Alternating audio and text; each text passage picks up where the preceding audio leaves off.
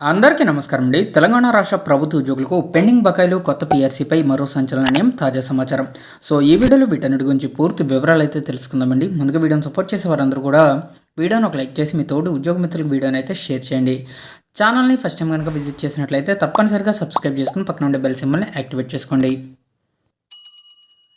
తెలంగాణ రాష్ట్ర ప్రభుత్వ ఉద్యోగులకి సంబంధించి పెండింగ్లో ఉన్నటువంటి డిఏలు పీఆర్సీలు ఇవ్వలేమనడం సరికాదు అని చెప్పేసి మరొక ఇంపార్టెంట్ అప్డేట్ అయితే రావడం జరిగిందండి.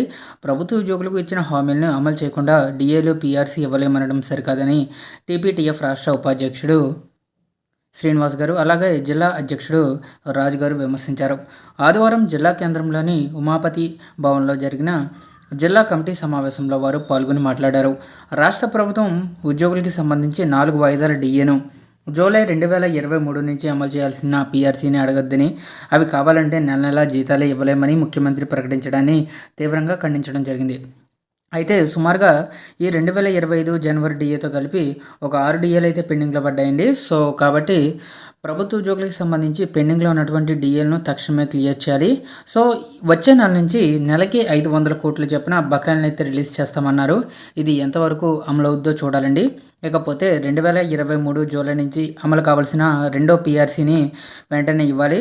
సో ఇక్కడ ముఖ్యమంత్రి గారి మాటలను తీవ్రంగా ఖండించడం జరిగింది. సగం మంది ప్రభుత్వ ఉద్యోగులకు, పెన్షనర్లకు మాత్రమే నెల నెల మొదటి తేదీన వేతనాలు ఇవ్వడం మినహా మరి ఏ సమస్య పరిష్కారం కాలేదని అన్నారు. ఇక ప్రభుత్వం వెంటనే స్పందించి మేనిఫెస్టోలో పేర్కొన్నటువంటి అంశాలను పరిష్కరించాలని డిమాండ్ చేశారు. ఈ సమావేశంలో జిల్లా ప్రధాన కార్యదర్శి తదితరులు అయితే పాల్గొనడం జరిగిందండి. సో కాబట్టి తెలంగాణ రాష్ట్ర ప్రభుత్వ ఉద్యోగులకు యాజ్ సూన్ యాజ్ పాసిబుల్ వారి యొక్క బకాయిలను అయితే చెల్లించాలి. Thank you.